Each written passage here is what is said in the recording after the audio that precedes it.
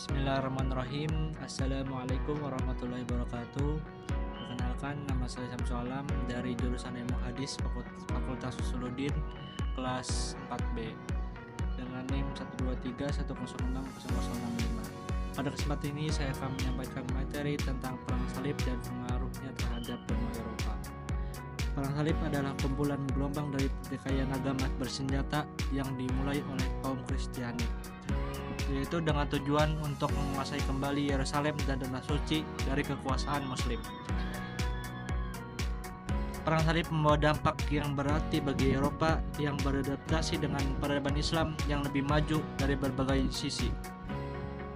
Perang salib terjadi disebabkan oleh beberapa faktor, yaitu diantaranya faktor agama, politik, maupun ekonomi. Bagi Eropa, perang salib banyak memberikan sumbangsih bagi perkembangan peradaban dan budaya di Eropa. Kemajuan ilmu dan peradaban Barat kini tidak bisa dilepaskan dari kontak Barat dan Timur yang berlangsung berabad-abad selama perang salib. Perang salib dalam sebagian literatur mengungkapkan masa terjadinya yaitu antara tahun 1096 sampai 1291. Perang salib berlangsung hampir mencapai 2 abad lamanya. Dari waktu yang demikian panjang itu, bisa dibayangkan betapa banyak korban yang berjatuhan dari kedua belah pihak. Bila diukur dari waktu berlangsungnya perang salib, secara umum dibagi atas 3 periode, yaitu pada periode pertama pada tahun 1096 sampai 1144 Masehi. Akibat dari fatwa dan seruan Paus Urbanus II, pasukan salib bergegas mempersiapkan diri untuk melakukan balasan terhadap pasukan militer Islam. Pada musim semi 1097, sebanyak 150.000 orang yang sebagian orang Franka, Norman, dan sebagian lainnya dari rakyat biasa menyambut seruan Paus Urban untuk berkumpul di Konstantinopel. Sejak saat itu, genderang perang salib pertama ditabuh. Ratusan ribu pasukan salib ini di bawah pimpinan Raymond dari Toulouse, Bohemond dari Sicilia, dan Godfrey dari Bouillon melewati Asia Kecil Anatolia, wilayah yang saat itu termasuk daerah kekuasaan Saljuk Sultan Kilit Arslan Muda. Disinilah untuk pertama kalinya konfreng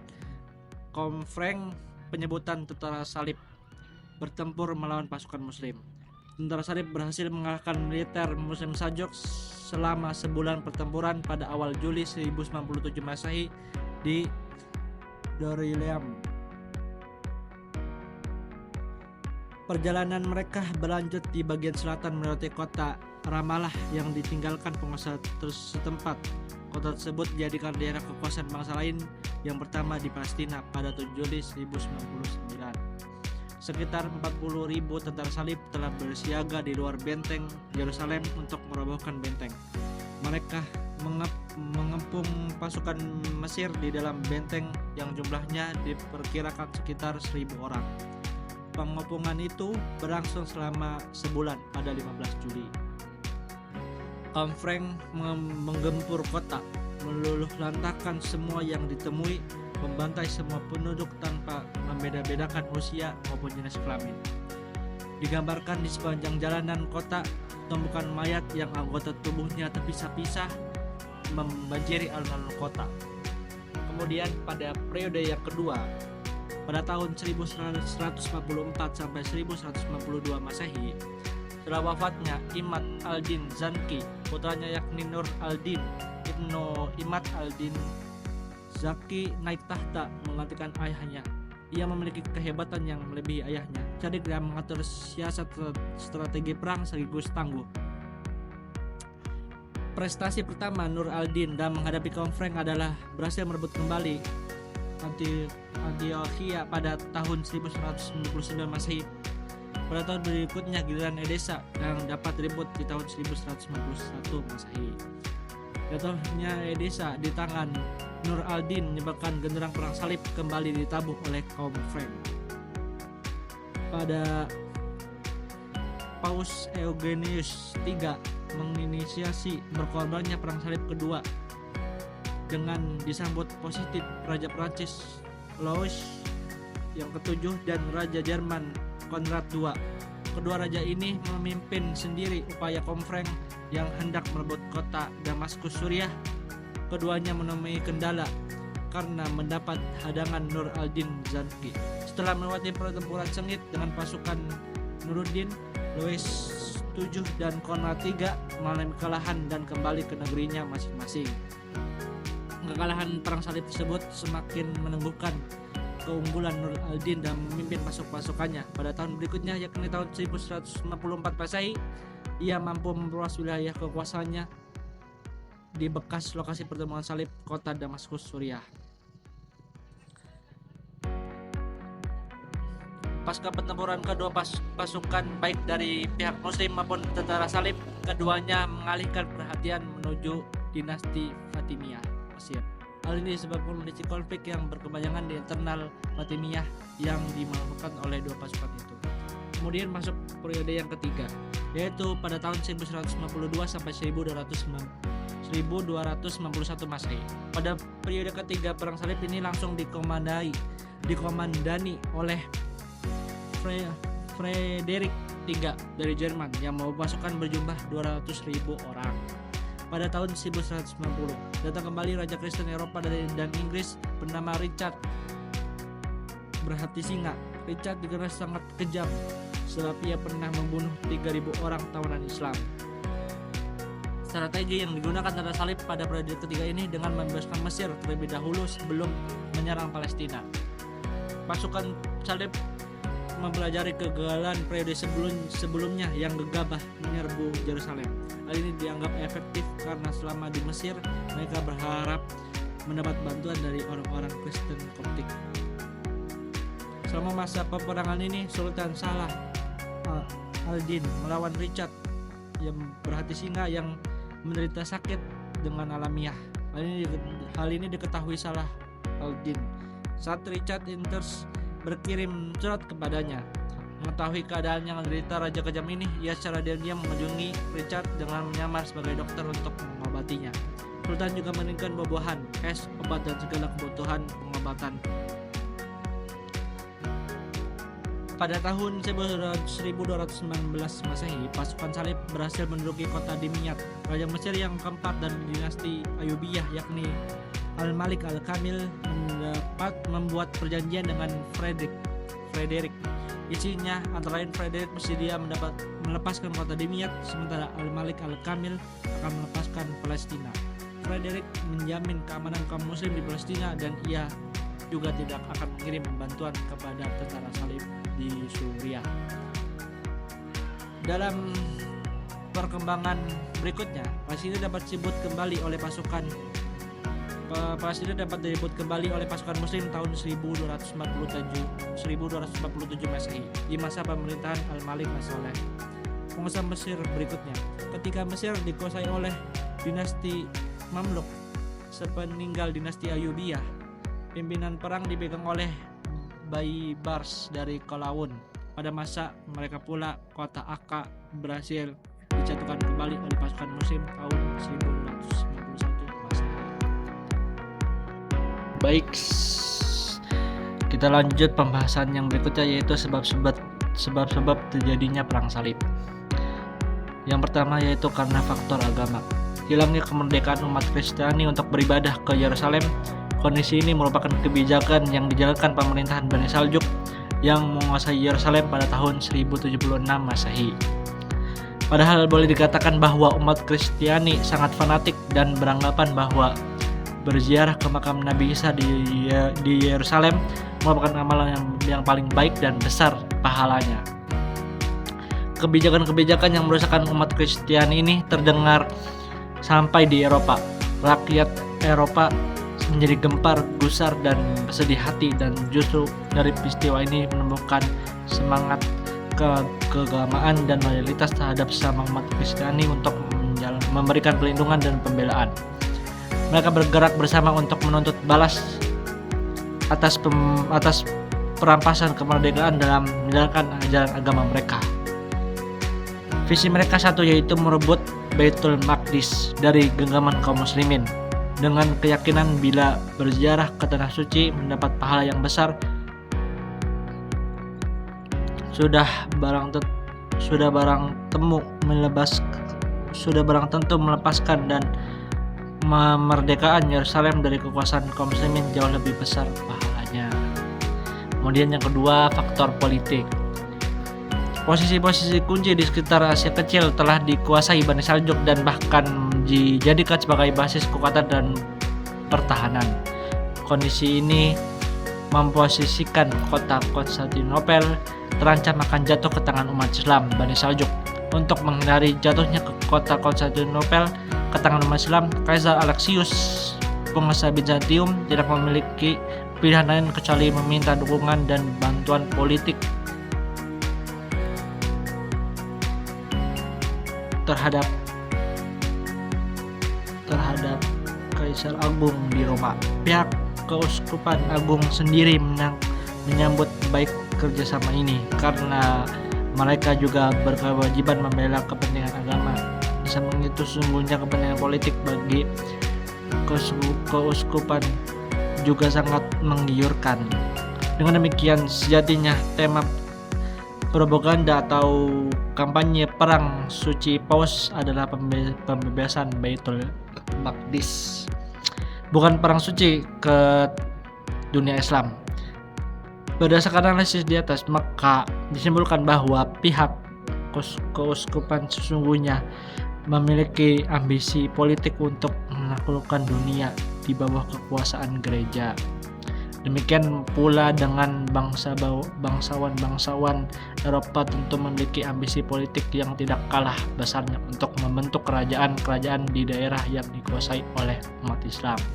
Kemudian yang ketiga yaitu faktor ekonomi. Ada keinginan bangsa Barat menguasai tata niaga di kawasan Laut Tengah sekaligus menjadikan kawasan tersebut sebagai sentral perdagangan Barat di timur. Kawasan ini memang sangat strategis sebagai pintu pengembangan perdagangan ke arah timur melalui Laut Merah.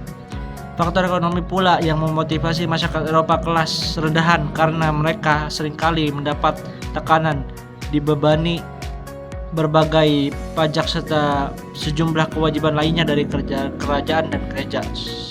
Sehingga ketika mereka dimobilisasi oleh pihak kewajiban untuk turut mengambil bagian dalam perang salib dengan janji akan mendapatkan kebebasan dan kesejahteraan yang lebih baik bila dapat memenangkan peperangan.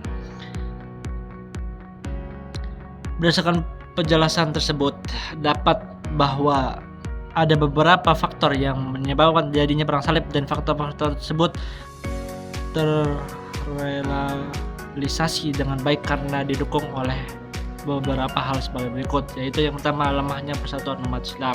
Sebelum genderang perang salib berbunyi, dunia Islam tampak dalam kondisi lemah. Bani Saljuk Daulah Salajika kehilangan kekuatan semeninggal Malik Shah. Perebutan daerah Syria antara Bani Saljuk dan Bani Fatimiyah tidak dapat dielakkan yang menyebabkan terjadinya permusuhan kepanjangan antara dua kerajaan Islam ini. Akibatnya dinasti Islam, khususnya dua dinasti tersebut, dalam keadaan lemah karena sudah terkuras kekuatan militer maupun finansial dalam perang saudara. Kondisi lemah umat Islam ini merupakan peluang emas bagi dunia Eropa untuk melancarkan serangannya. Kemudian berdirinya kerajaan-kerajaan Eropa baru. Bermunculan kerajaan Eropa yang baru seperti kerajaan Venesia, Genua, dan berkuasanya bangsa Normandia di selatan Italia dan di Kepulauan Sicilia, yang semuanya itu merupakan peluang emas bagi dunia Eropa melancarkan serangannya. Kemudian pembahasan yang selanjutnya yaitu dampak perang salib bagi dunia Islam maupun Eropa. Perang salib yang berlangsung selama hampir 2 abad membawa dampak yang sangat berarti terutama bagi Eropa yang beradaptasi dengan peradaban Islam yang jauh lebih maju dari berbagai sisi.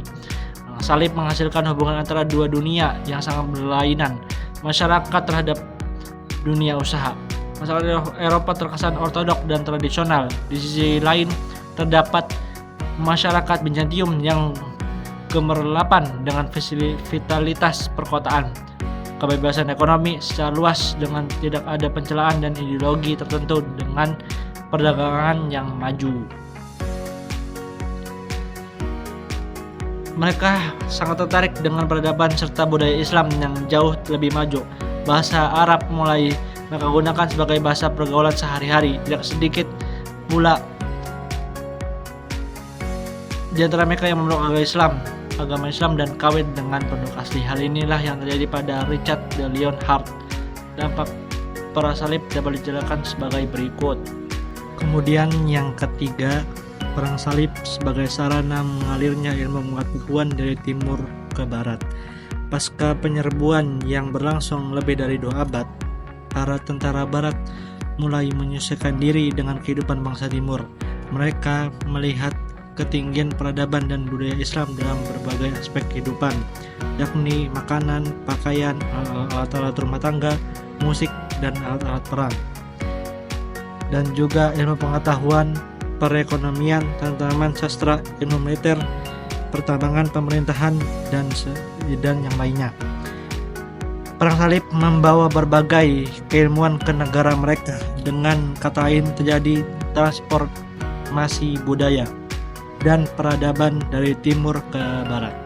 Kemudian yang keempat, bangsa barat melakukan pendidikan terhadap seni dan budaya serta pengalaman dari dan berbagai penemuan ilmiah yang ada di timur. Hal ini meliputi sistem pertanian, sistem industri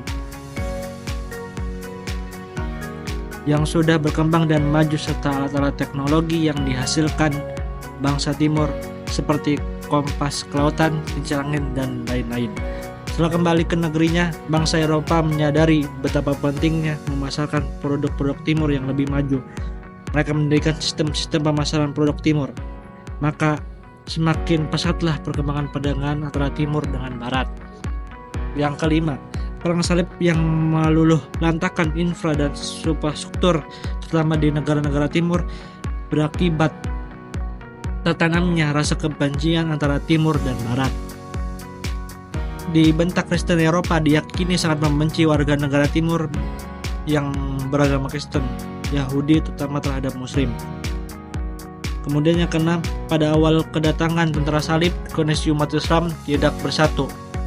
Terbukti adanya 3 kerajaan besar yang bertikai, yaitu dinasti Fatimiyah di Mesir, Daulah Abbasiyah di Baghdad yang dikendalikan oleh orang-orang Saljuk, dan dinasti Muwahhidun di Afrika. Ditambah lagi dari 3 dinasti ini masing-masing selalu bertikai. Tentu hal ini memudahkan para tentara salib menyerang umat Islam yang tidak bersatu. Untuk itu, hikmah yang perlu diambil adalah perlunya persatuan dan yang dibangun dengan akidah benar berdasarkan Al-Quran.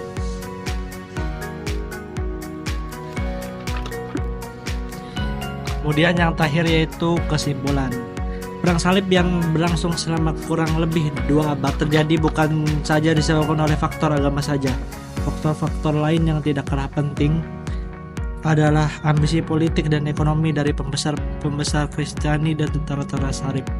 Secara periodisasi sejarah perang salib terjadi antara 1095 sampai 1291 Masehi. Secara umum dibagi dalam 3 periode.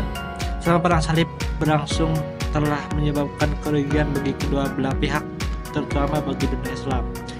Perang salib telah meninggalkan dampak yang negatif bagi dunia Islam karena menyebabkan terjadinya pemusnahan dan kehancuran fisik. Tapi sebaliknya bagi dunia Eropa, perang salib banyak memberikan sumbangsih bagi perkembangan